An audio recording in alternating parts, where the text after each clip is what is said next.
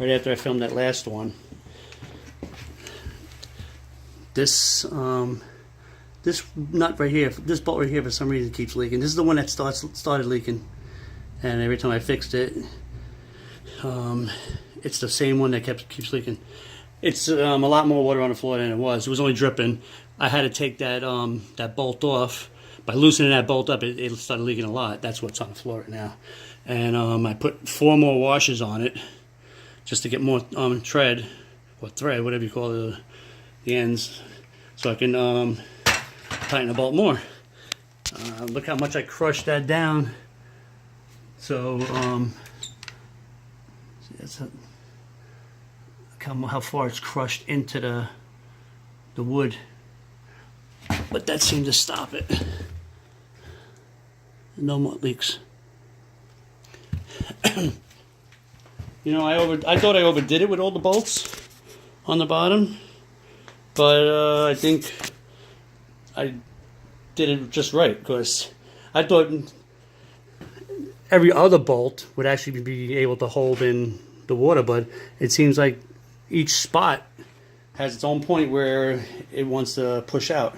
So there's a lot of pressure here. I mean, I'm not too familiar with water pressure and how its effects are, but I thought this tank would be a lot more water pressure, a lot more pressure than it seems to be. Like I showed in the last video, that this bladder right here, it's made out of pond liner. When I'm draining it out, all I did is stop it, the water, and the hose barely blew up to a circle. I mean, it was like, it's still an oval shape, so there wasn't even enough pressure to push this bladder out and make it a cylinder shape. So it's not a lot of pressure where it would break, but the seals have to be really tight. I don't know what's going on in this one spot. This seems to be the only spot that starts leaking.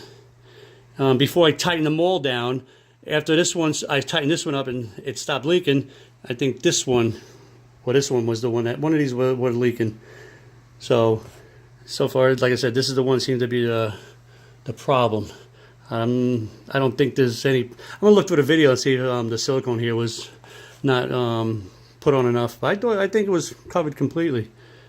I don't know. We'll see what goes on from here. I'm not going to attempt to fill it anymore because it's like below 30 outside, and to leave the door, I have to leave the door open to run the hose in. I actually have a hose I ran from the basement. It goes into the attic and down over here somewhere. It's PEX tubing.